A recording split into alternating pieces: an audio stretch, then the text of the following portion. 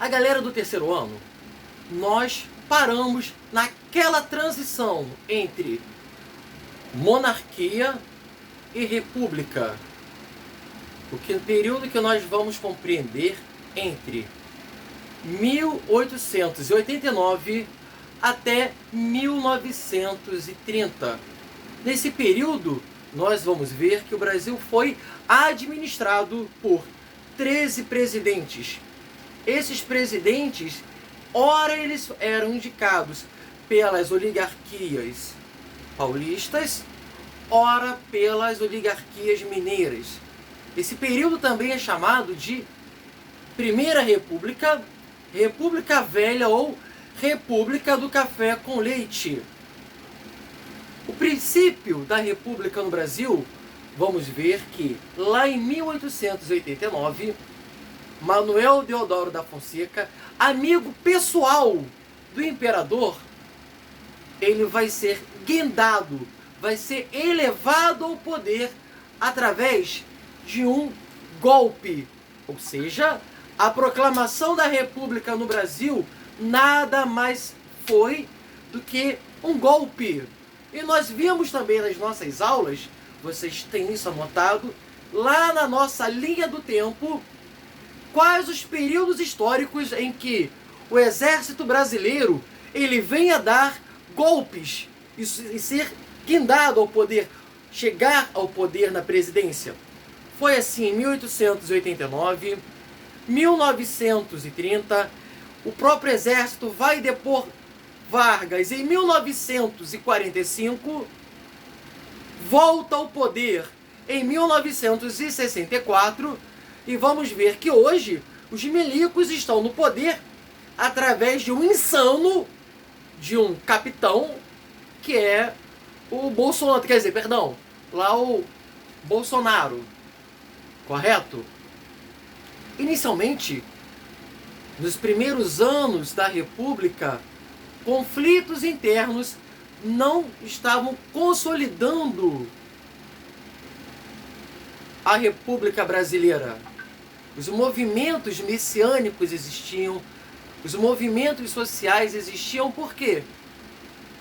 Não via a figura do presidente como elemento a representar os anseios da população.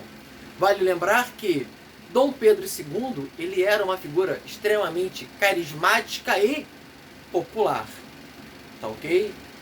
Os movimentos messiânicos viam a República como o fim dos tempos. Vamos observar isso com Antônio Conselheiro, lá na Bahia, que é o movimento de maior contestação messiânico no Brasil republicano.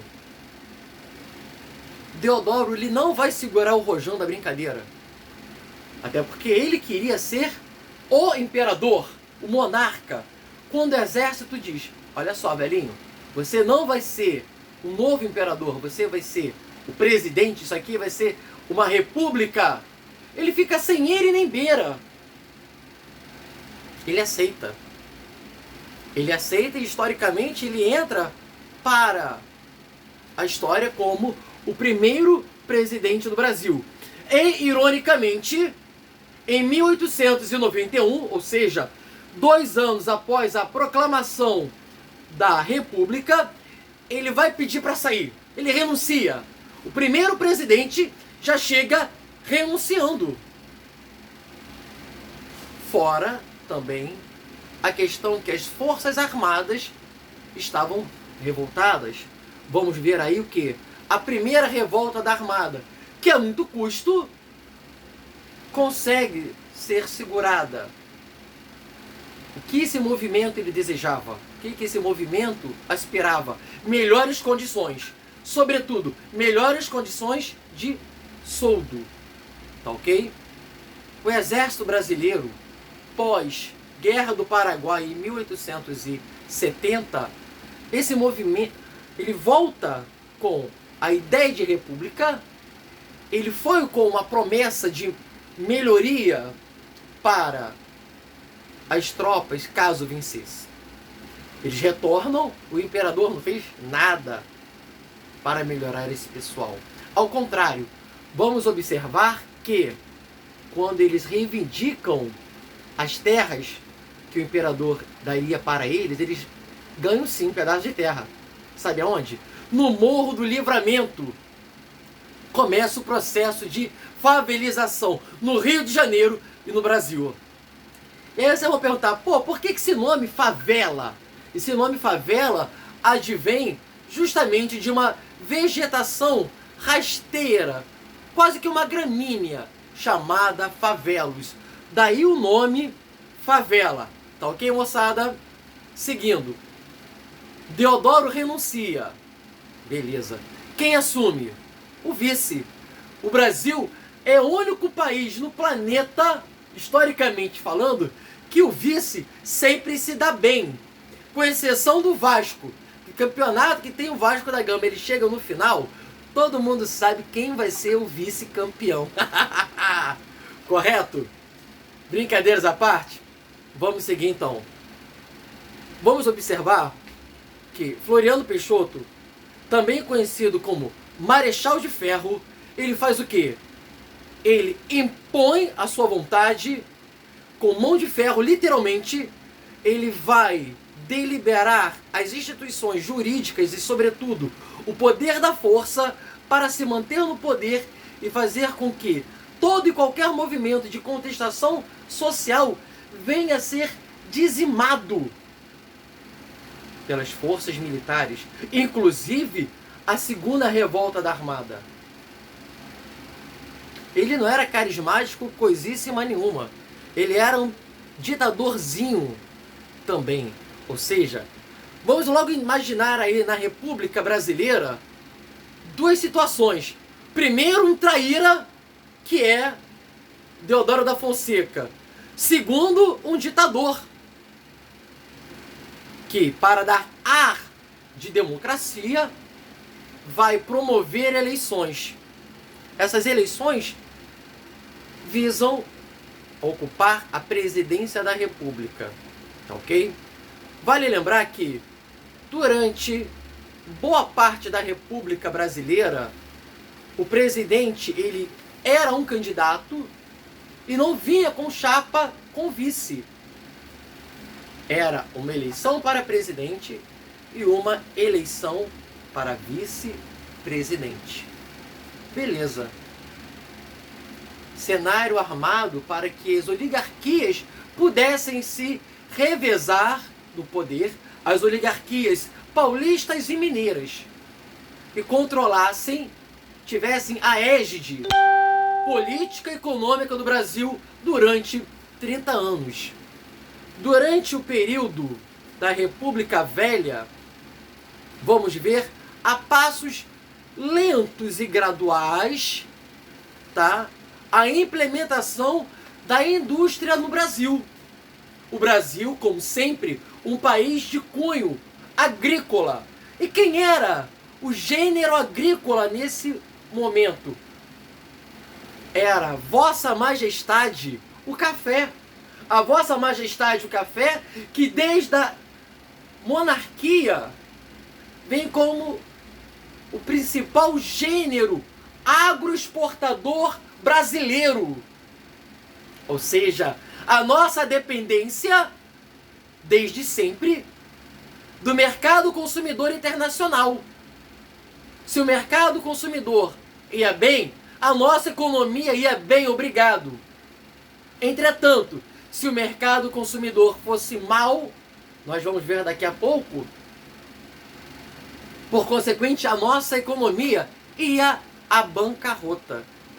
Nós vamos observar que essa sucessão entre paulistas e mineiros perdura de 1894 até 1930. O Brasil tinha uma predominância populacional rural, grande parcela de sua população analfabeta, vejam bem, população analfabeta, literalmente. Só podia votar homens e homens alfabetizados. Aí vocês vão me perguntar, caramba, Chico, e as mulheres? Desculpa, o Brasil, desde o período colonial, é um país machista, patriarcal,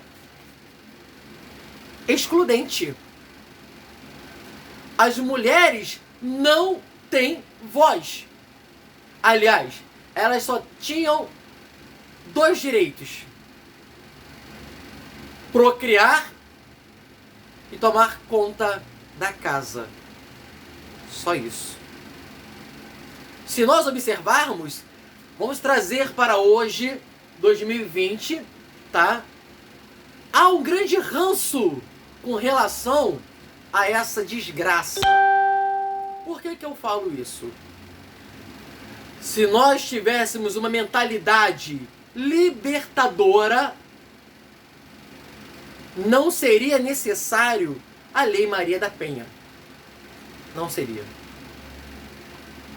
A partir do momento que vamos ver que foi necessária a criação de leis, instrumentos legais, para que as mulheres tivessem garantida a sua condição mínima, que é a sobrevivência, lei nenhuma precisaria existir para garantir a sua integridade física.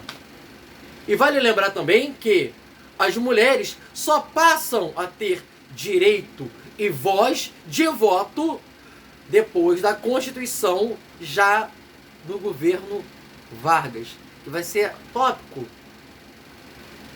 lá para frente, daqui a alguns vídeos, uns 2, 3 vídeos ainda. Combinado? Vale lembrar que durante a República Velha, o que mandava era o coronelismo. O que é isso? O indivíduo mandava em determinado espaço geoespacial, um espaço geográfico. As pessoas, os colonos que lá residiam, tinham que votar no seu candidato. Ora, aí vocês me perguntam, por quê? Era imposição. O indivíduo votava no candidato do coronel, ou ele era morto, espancado. Na melhor das hipóteses, ele era expulso. Durante a República Velha, o que mais ocorria era fraude. Fraude para as eleições. Voto de cabresto. Voto bico de pena. Votos que garantiam a perpetuação e a vontade do coronel. O que é o voto de cabresto? Era a garantia de que o candidato iria receber todos os votos dos colonos votantes. Por exemplo, na minha propriedade eu tenho 20 funcionários. Quantos votos eu vou dar para o meu candidato? Já incluso o meu voto. 21. 20 dos meus colonos e mais o meu. 21. Combinado? Pegaram aí a malícia da brincadeira? Porém, se no meu espaço eu tenho 21 votos que eu posso dar ao meu candidato, mas ele só ganha 15, por que ele não levou todos os 21 votos? Eu vou utilizar os meus capatazes literalmente para descobrir qual foi o infeliz que não votou no meu candidato. E o capataz vai estar livre para fazer o que ele bem desejar. Falei também do bico de pena. O que é eleição bico de pena? É quando o indivíduo, já morto, votava. Ou seja, fraude. Ou criava-se eleitores fantasmas, ou o morto votava. Aí a gente vamos trazer para os dias de hoje. Brasil 2020. Gente, é a maior mentira do planeta. Porque somente o nosso país tem urna eletrônica. Aí vão vir com aquelas frases utópicas. O sistema, mas a urna não tem contato com ninguém. Deixa de ser idiota. Porque quando você recolhe os dados de informação da urna, você leva para o cartório eleitoral. Lá ele é inserido em computadores e vai ser transmitido esses dados. Gente, vamos combinar. Os hackers existem para quê? Porque eles são bonzinhos? Deixa de ser tudo idiota. Pelo amor de Deus. O indivíduo vai pegar, vai inserir as informações. Mas será que verdadeiramente vai chegar sem prejuízo? Desculpa. Não acredito no sistema eleitoral brasileiro. Até porque vocês sabem piamente que eu sou monarquista. O planeta inteiro faz no papel. Só que, o Brasil é top de linha, o melhor país do mundo. Deixa de ser idiota. Claro que não. Aqui é o país mais corrupto, sobretudo no processo eleitoral.